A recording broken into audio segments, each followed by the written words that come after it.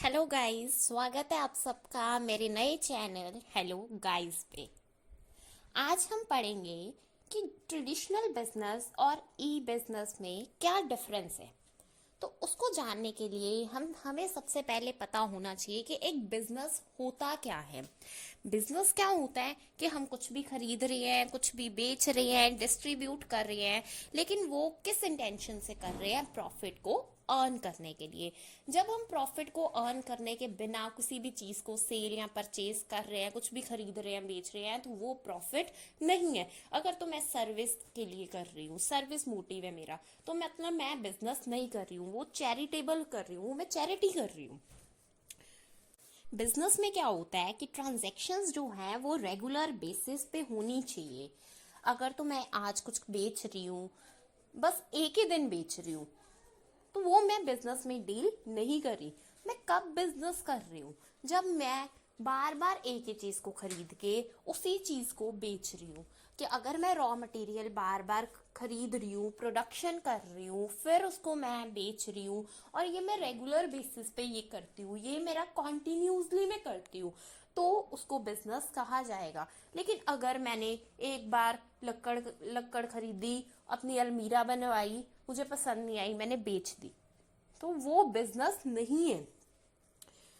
उसके बाद हम बात करते हैं कि हमने जैसे पहले डिस्कस किया कि इसमें प्रॉफिट अर्निंग ऑब्जेक्टिव होना चाहिए, सर्विस मोटिव नहीं होना चाहिए।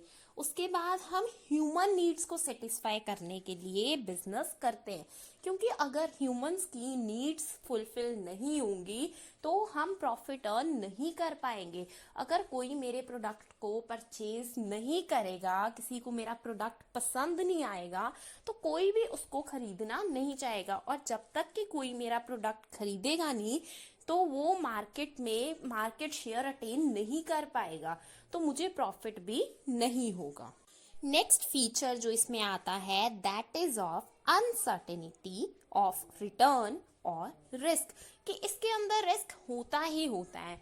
अब मैं कोई भी अपना बिजनेस स्टार्ट करती हूँ, मुझे नहीं पता वो चलेगा नहीं चलेगा, फ्लॉप भी हो सकता है बिजनेस।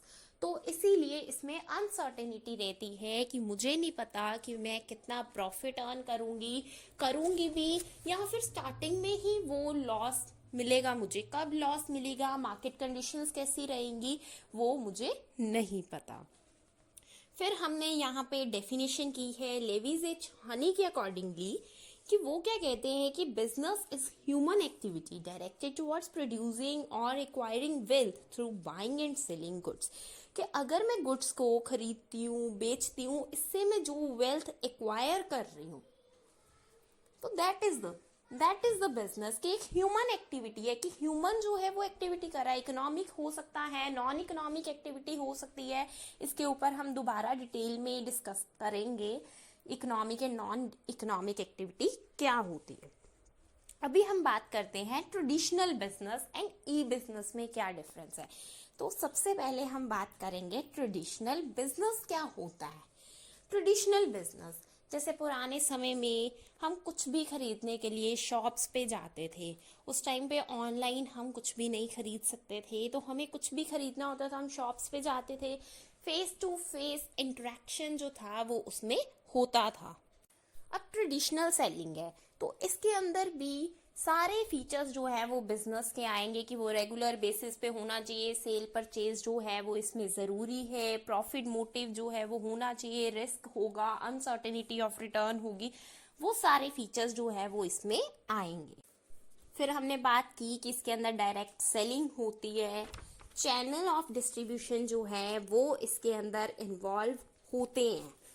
चैनल ऑफ डिस्ट्रीब्यूशन जैसे कि हमारा होलसेलर है, रिटेलर है, तो इस तरह से होते हैं कि जैसे एक चेन चलती आती है कि मैन्युफैक्चर गुड्स परचेज करता है रॉ मटेरियल को, प्रोडक्शन करता है, प्रोडक्शन करने के बाद होलसेलर उससे परचेज करता है, होलसेलर जो है वो आगे किसको देता है? रिटेलर को। तो रिटेलर जो है वो लास्ट में आके अल्टीमेट कंज्यूमर तक पहुंच जाता है, कि कंज्यूमर जो है वो शॉप्स पे जाके हम जैसे परचेज करते हैं, कोई भी कपड़े परचेज करते हैं, ग्रोसरी परचेज करते हैं, that is the way of doing traditional business.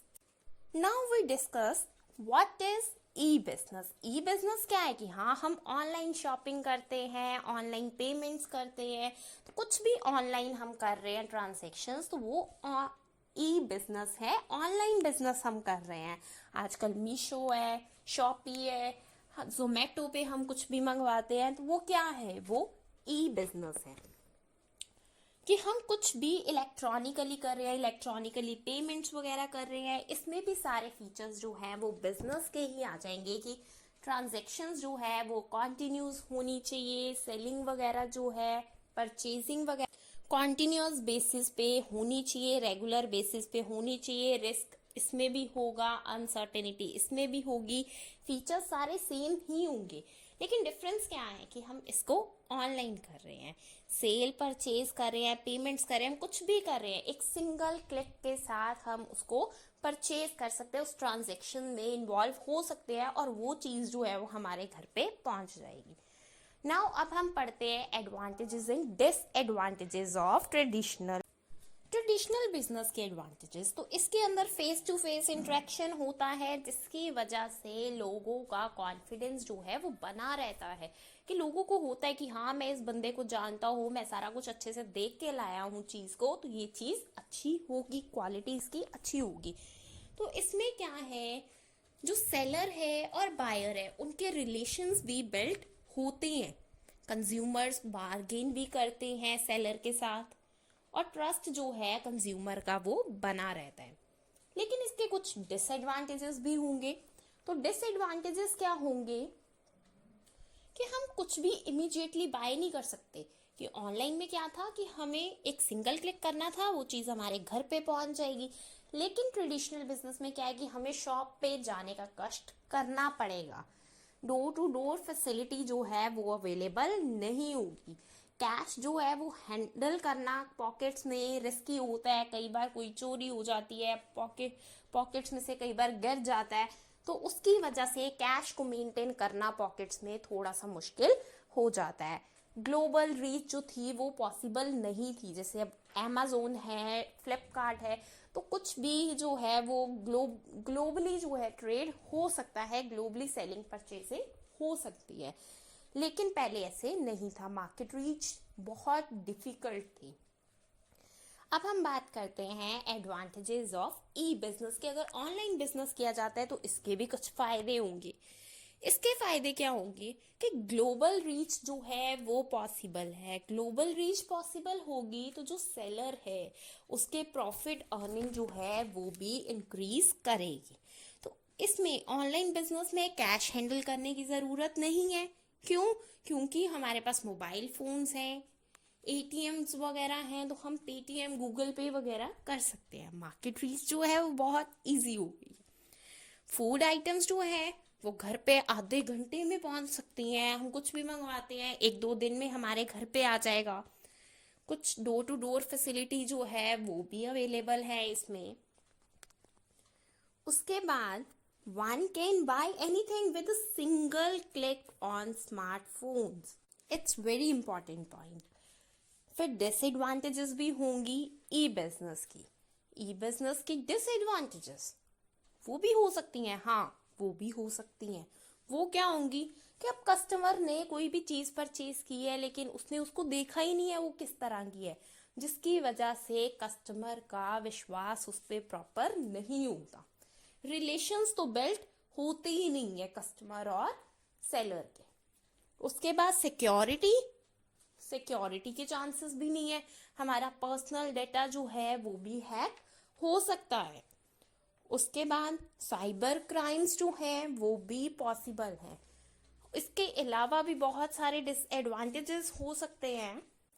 कई बार नेटवर्क प्रॉब्लम्स वगैरह आती हैं, हमारा फोन नहीं चल रहा, तो हम उस टाइम पे चीजों को परचेज वगैरह नहीं कर सकते। चलो, अगर आपको मेरी वीडियो पसंद आई, kindly like and share the video. Thank you so much.